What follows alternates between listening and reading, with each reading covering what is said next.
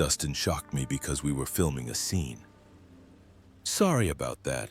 My wine glass was sitting there and he was in such a hurry that it flew past my nose and hit the wall and shattered into many little pieces. She's won 3 Oscars, received more than 20 nominations, and has been called the greatest living actress of our time. But even Meryl Streep has her limits. Now at 76, Meryl Streep is no longer silent. After decades of working with some of Hollywood's biggest names, Meryl Streep finally reveals the 6 actors she hated working with the most. No more fake smiles or prepared answers. Meryl is straight up naming names. From oversized egos to on-set drama you've never heard of, these are the co-stars who got under her skin. You won't believe who made it to this list. Dustin Hoffman is at the top. In 1979, Kramer redefined courtroom drama, parenting, and the emotional aftermath of divorce. But behind the film's Oscar-winning brilliance was an unspoken war between 2 veteran actors.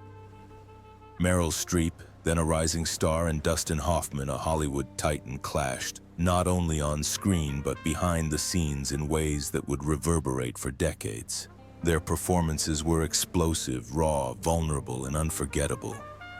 But what audiences didn't see was the tension, disrespect, and a series of deeply personal clashes that turned a promising artistic partnership into a cold war of silence. It started on day 1. Streep was new to film, still grieving the death of her fiancé, John Cazale, and trying to define herself in a profession that rarely had patience. Hoffman, immersed in his method, not only blurred the line between character and self, but broke it down. It was my first film and the first time I'd ever acted, and he just slapped me, Streep told the New York Times. You see, in the movie, that's over the top. That slap wasn't scripted, it wasn't rehearsed. Hoffman was trying to elicit a real emotional response, and it worked. The scene was unforgettable, but for Streep, the price was personal. And it wasn't the only time Hoffman used emotion as a weapon.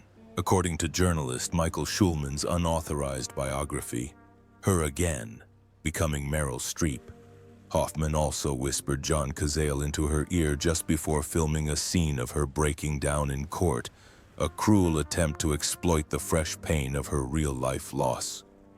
Next time you do that, I really want you to let me know, Streep reportedly told Hoffman after he smashed a wine glass without warning, sending shards flying. Cinematographer Nestor Almendros captures this moment brilliantly.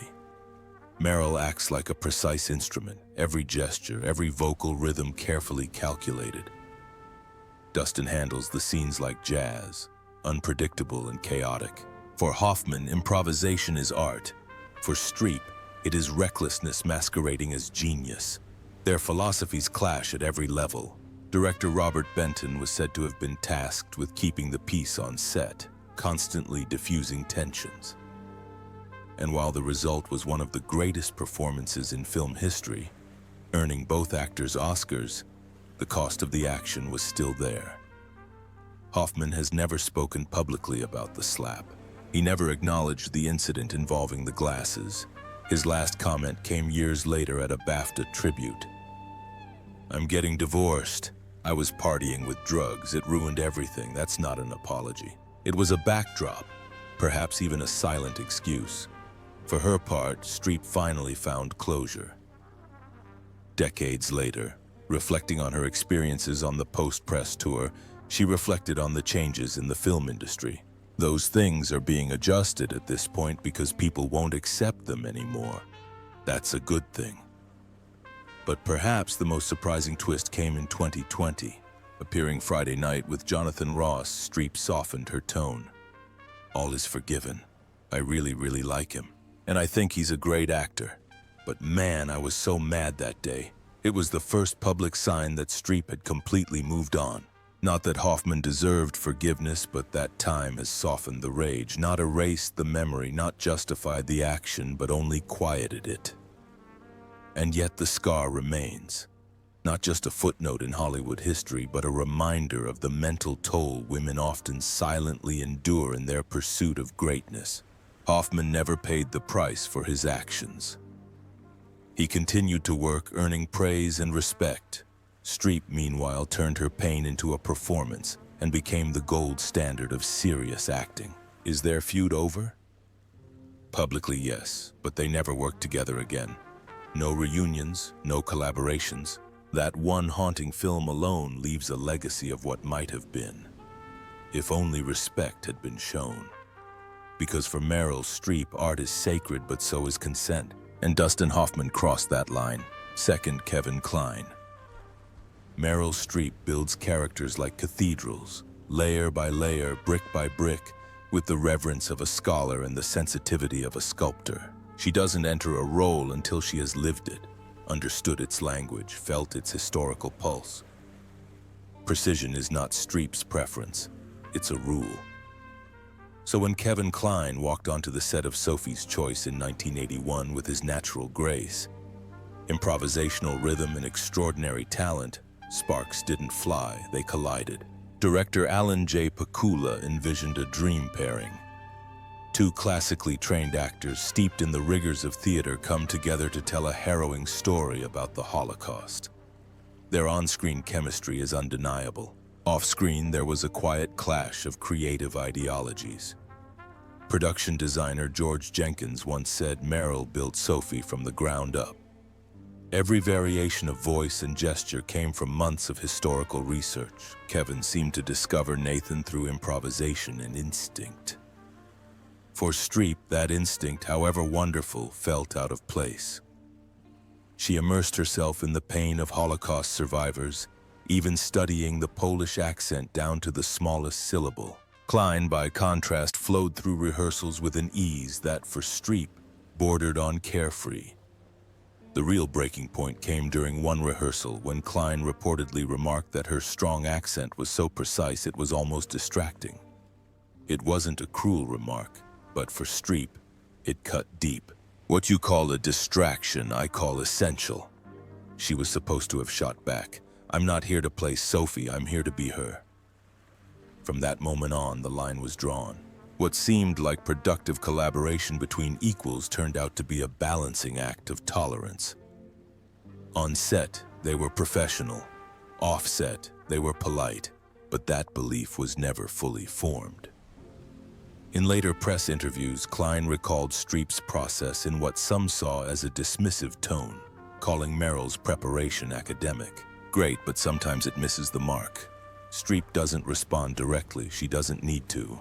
Her silence, her refusal to mention him during awards season, and her strategic distance at industry events said it all. To her, the word academic wasn't a comment. It was a rejection of everything she believed serious acting should be. Years later, when asked about their work together, Streep chose her words precisely. Kevin is a great actor. We just have very different ways of getting to the truth. She never elaborated. She didn't need to. Those who knew her business knew the implications. And as anyone who has worked with her knows, Streep never forgets an insult, especially one that violates her artistic ethics. For her part, Kline has never publicly apologized or retracted his remarks. He probably didn't consider it a fight. Perhaps for him, it was simply two methods colliding in the chaos of creation. But for Streep, it was more than a collision. It was an intrusion into the sacred ground where preparation meets performance, where history meets humanity. Kline's improvisational instincts may have made some scenes pop, but they left Streep feeling exposed, unsupported, and ultimately belittled. They never worked together again. In the decades that followed, both actors chose their own paths. No public criticism, no tabloids. But the cool politeness between them was evident in interviews and red carpets.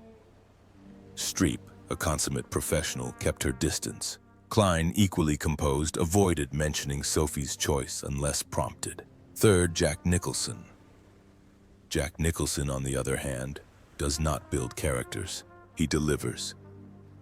He walks onto the set with the confidence of someone who understands that charisma is performance. He doesn't disappear into roles.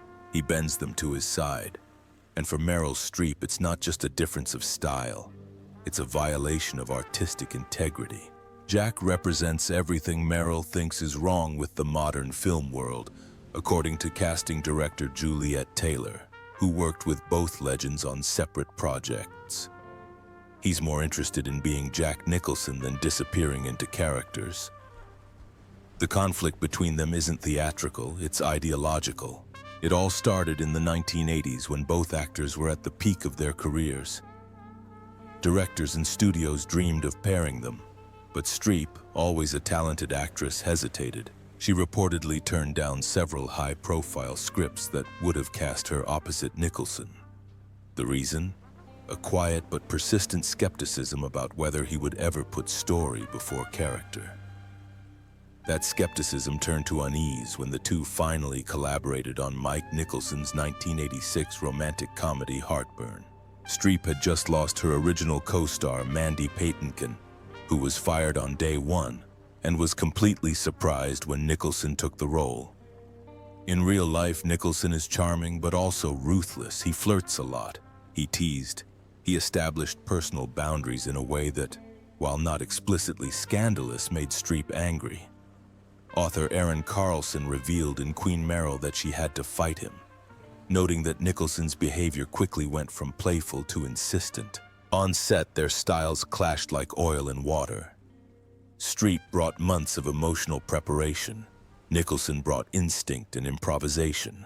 While they never openly argued, their scenes were cold, mechanical, lacking the trust that fueled their great chemistry. Streep reportedly confided to Nicholson that she felt he was uninterested in the work, only wanting attention. Years later, when asked about acting legends and public perception, she responded implicitly. Some critics are adamant that Santa Claus is their father with a beard, that he is actually a human being, that Jack Nicholson is Jack Nicholson. That is not just an observation. It's a scalpel. Streep is pointing to the cult of personality. The idea that acting alone can be genius without process, without preparation, without craft. Unsurprisingly, Nicholson is undaunted. He once called this method acting intellectual masturbation, mocking the very discipline on which Streep built her legacy. His tone is not angry. It's funny. Acting is like sex, he said in an interview with Rolling Stone magazine. You can't really talk about it without sounding like an idiot. Just do it. That to Streep says it all. Their second film together, 1987's Ironweed, was less intense, but no warmer either. Even though the film reunited them just a year later, their on-set relationship remained professionally distant. They showed up, they did their jobs well, but the creative magic that should have ignited between the three-time Oscar winners never did. Over the years, both actors maintained public diplomacy. No scathing interviews. There was no onstage conflict, just absence. Streep never praised him in speeches. Nicholson never mentioned her in his flashbacks. The feud, if it could be called that, never erupted, but it never healed either. No sign of reconciliation, no joint appearances, no warm thanks at awards shows. It's just a quiet, unspoken understanding. They'll never see things the same way. For Nicholson, acting is alchemy, a spontaneous burst of personal energy. With Streep, it's architecture, calm, deliberate, and precise. Both are true, and that's why they don't get along. Nicholson is now largely retired, a Hollywood recluse. Streep is still active, still giving exquisite performances, still preparing with the same intellectual fire. When asked about actors who value character over preparation, she doesn't name names. She doesn't have to. Because with Meryl Streep, some performances belong to history and some belong to legend. And Jack Nicholson, for all his charisma, never switched from the latter to the former. There is a craft, she once said. Even in their most successful moments, the best actors know what they are doing deep down. That's what separates performance from play. For her, that's the line. And Jack has never supported it. Thursday, Gwyneth Paltrow. For Meryl Streep, acting is a calling. A career is rooted in discipline, passion, and truth. It is not a red carpet show, a commercial deal, or a pre-arranged interview. It is sacred work, sacred. So when Gwyneth Paltrow burst onto the Hollywood scene in the late 90s, with her pedigree, poise, and uncanny ease, Streep didn't see a kindred spirit. She saw a warning sign. Streep once remarked that she was charming when she appeared on a panel discussion. But the allure isn't the point. It's not a taunt. For Streep, it's an accusation. The tension doesn't come from a single explosive moment. It doesn't come from backstage tantrums or loud arguments. No, this is a colder, more surgical affair. A quiet struggle defined not by insults, but by silence. When Paltrow won an Oscar for Shakespeare in Love in 1999, audible sighs were heard in some corners of the Dolby Theater, not because of the win, but because of what it seemed to symbolize. Meryl Streep gave a more technically demanding performance in One True Thing that year, and many in the industry assumed she would walk away with the statuette. Instead, she watched Paltrow sob throughout the speech, which Streep said probably said more about celebrity appeal than artistic merit. It felt like the Oscars were voting for the next fashion icon, not Best Actress, a longtime Academy member confessed. Streep was quiet behind the scenes, but her silence spoke volumes. She didn't publicly congratulate Paltrow. She didn't mention the win in interviews. And more notably, she avoided sharing about panels, events, or stages that Paltrow also attended. A few years later, in an interview with The Guardian, Streep was asked about the state of young Hollywood. Her answer was surgical.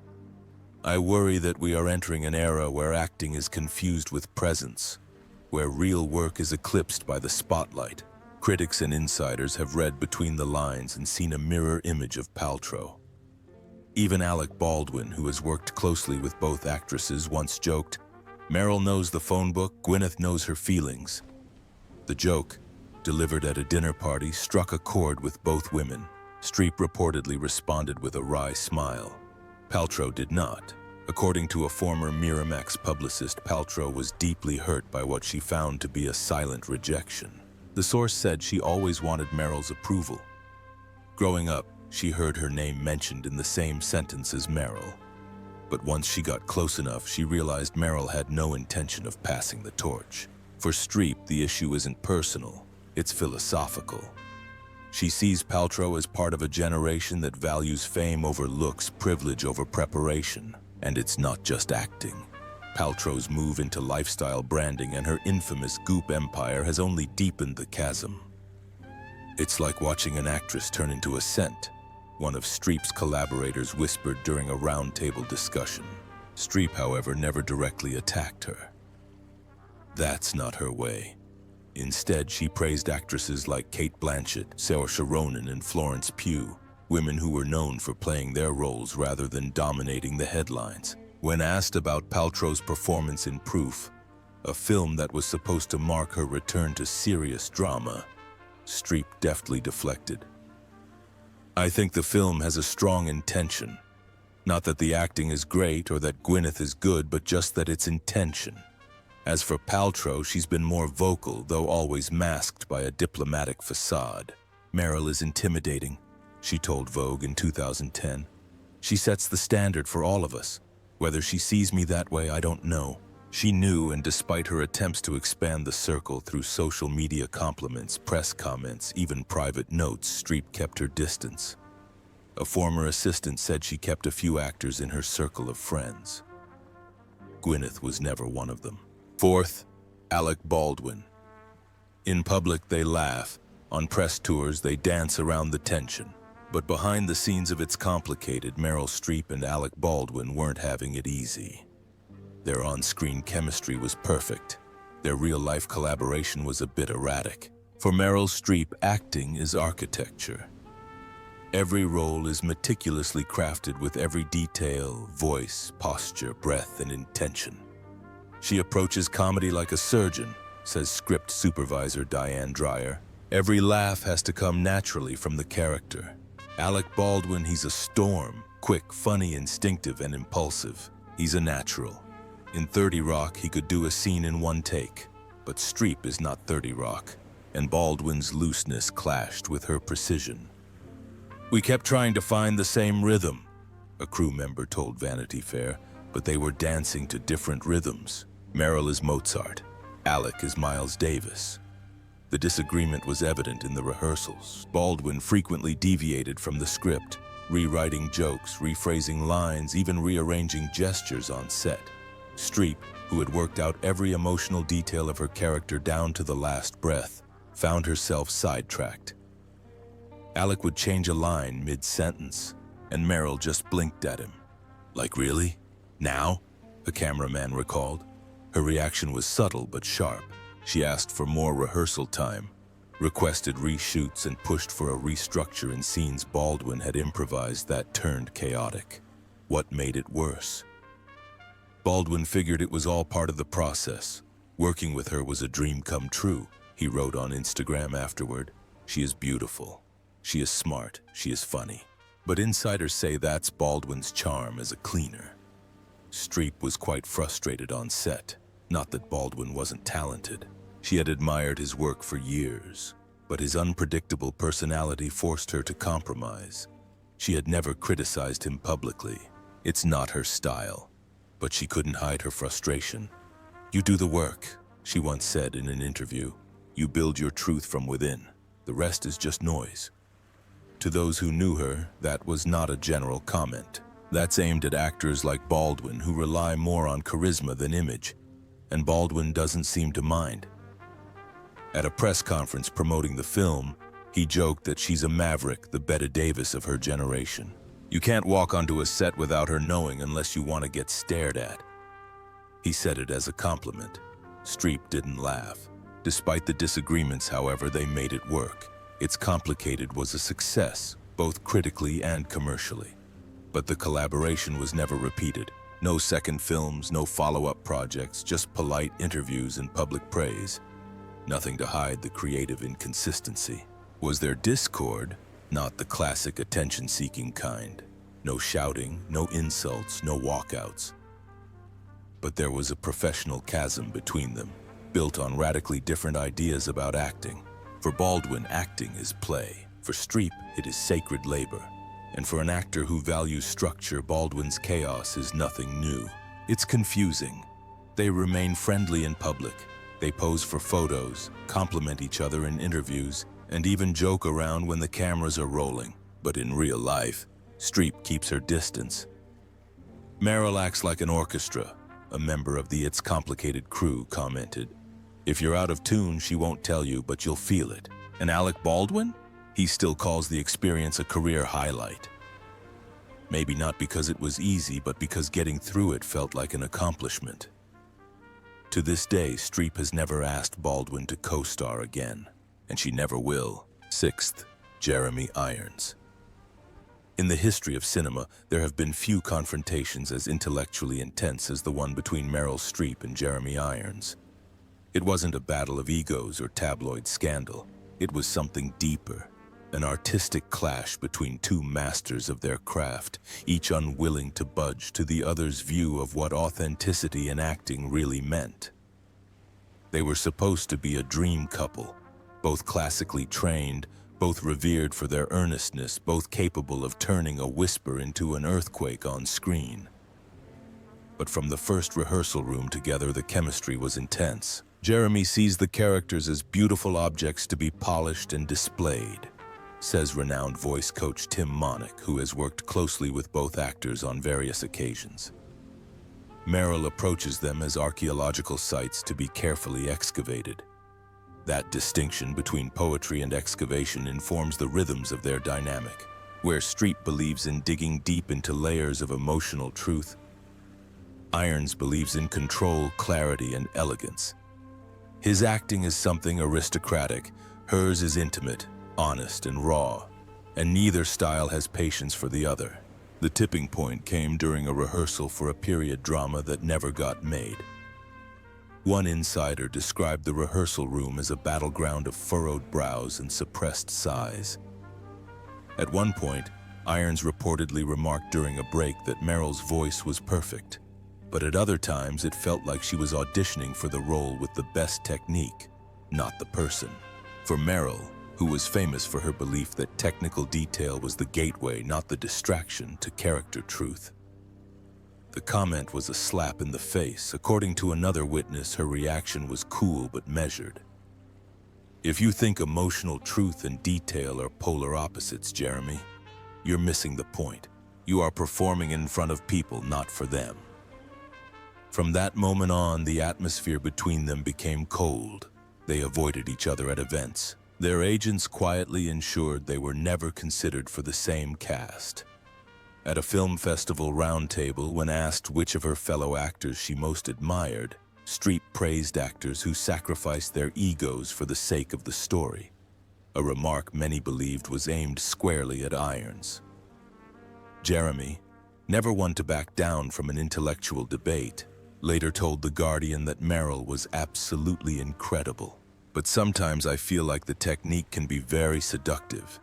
You start to marvel at the skill instead of getting lost in the character. And that, in many ways, shaped the rift between them. Not as a childish conflict, but as a philosophical divide. With Streep, Irons' method is emotionally cold. With Irons, hers is theatrical exaggeration disguised as deep emotion. What makes this feud particularly tragic, however, is its enormous potential. They can create magic, one director laments. But you can't build intimacy between actors who don't trust each other's intentions. As for Alec Baldwin, who worked with both stars at different times, he once said on his podcast, "Meryl wants truth, Jeremy wants control. They're both brilliant, but they just don't work together."